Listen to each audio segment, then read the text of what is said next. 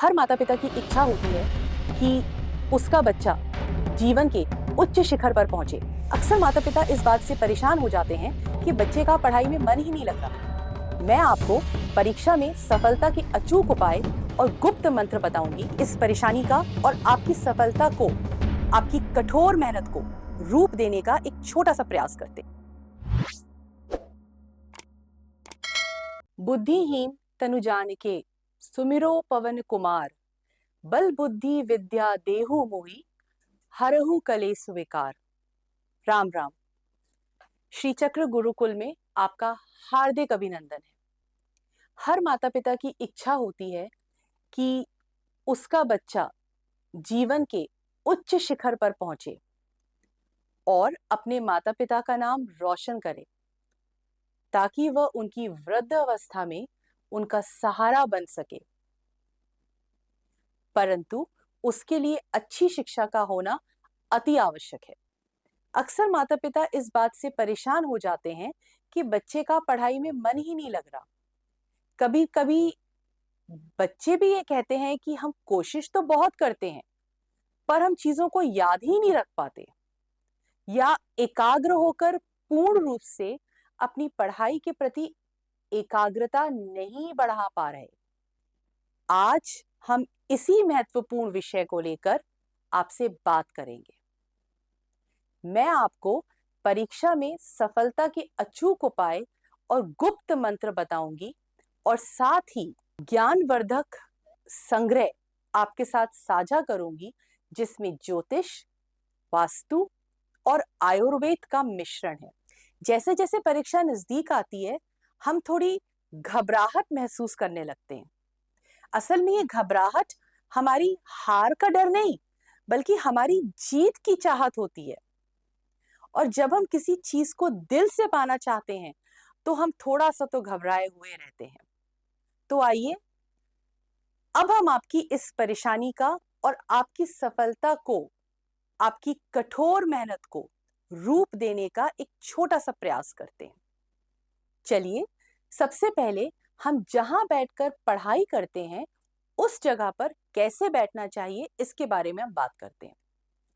शास्त्र के अनुसार पढ़ते समय आपका मुख हमेशा पूर्व यानी ईस्ट की ओर होना चाहिए। अगर आपकी परीक्षा का समय चल रहा है, तो आप उत्तर की तरफ मुख करके पढ़ें। इससे आपकी स्मरण शक्ति बढ़ती है।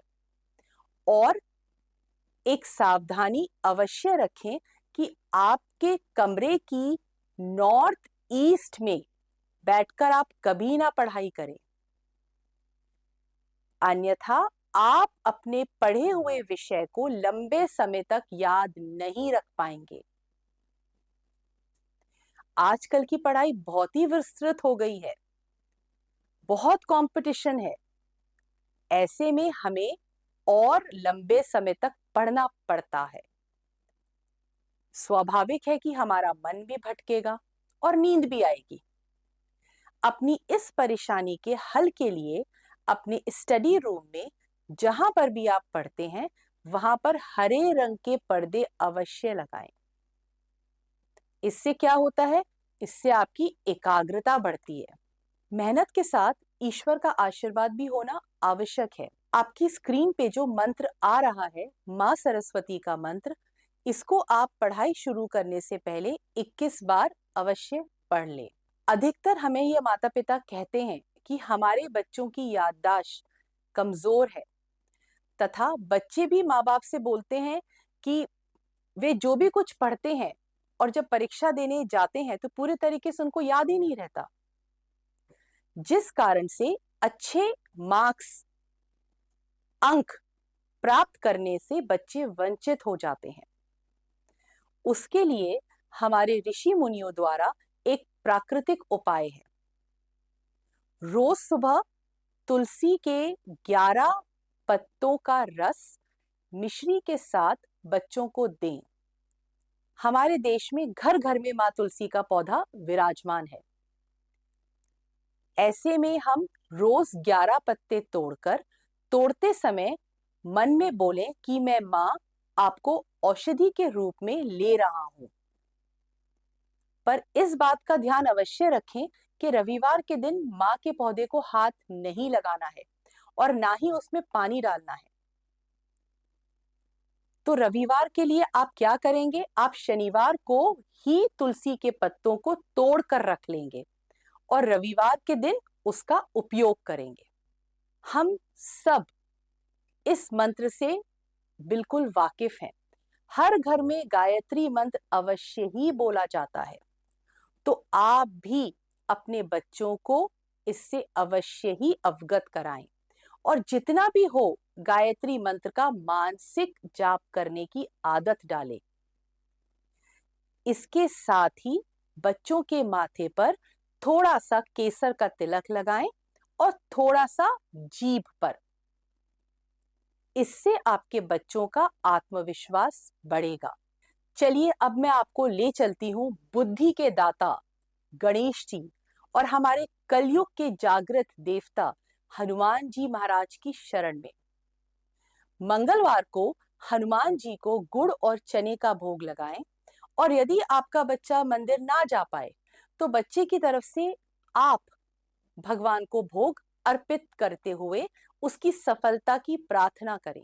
यह प्रयोग आप कम से कम परीक्षा शुरू होने के 5 हफ्ते पहले से आप इसको करना स्टार्ट कर दें। जब आप परीक्षा देने जाते हैं तो प्रश्न पत्र मिलने से पहले 5 बार इस चौपाई का अवश्य स्मरण करें। कौन सी चौपाई? जो मैंने शुरू में बोली थी, बुद्धिहीन तनु जानिके सुमिरो पवन कुमार, बल बुद्धि विद्या देहु मोहि, हरहु कलेश विकार। परीक्षा में जाने से पहले हमारे देश में दही और चीनी खिलाने की परंपरा सदियों से चली आ रही है। इसी परंपरा को और असरदार किया है हमारे पूर्वजों के शोध ने। इसमें आपको क्या करना है? जब परीक्षा देने जा रहे हैं तो उससे 3 घंटे पूर्व, एग्जाम्पल के तौर पर अगर 10 बजे परीक्षा है तो 7 बजे, 3 घंटे पूर्व 7 बजे आपने दही और शक्कर का सेवन कर लिया और परीक्षा में जाने से पहले घर से, यानी कि घर से निकलने से पहले पुनः आपने एक बार फिर से दही और शक्कर का सेवन करा या फिर माता पिता ने आपको उसको खिला दिया। ईश्वर उन्हीं की मदद करता है जो अपनी मदद स्वयं करता है। इसीलिए आप इन उपायों से अपनी मेहनत के बल पर अपनी सफलता सुनिश्चित करें। अगर आपको ये जानकारी उपयोगी लगी है तो वीडियो को लाइक करें, शेयर करें, अपने दोस्तों तक पहुंचाएं, अपने रिलेटिव्स तक पहुंचाएं ताकि वो भी इन उपायों का प्रयोग करें और जीवन में सफल हो। तो चलिए अब मैं आपसे विदा लेती हूं। मां सरस्वती आप सभी पर अपनी कृपा बनाए रखें। राम राम।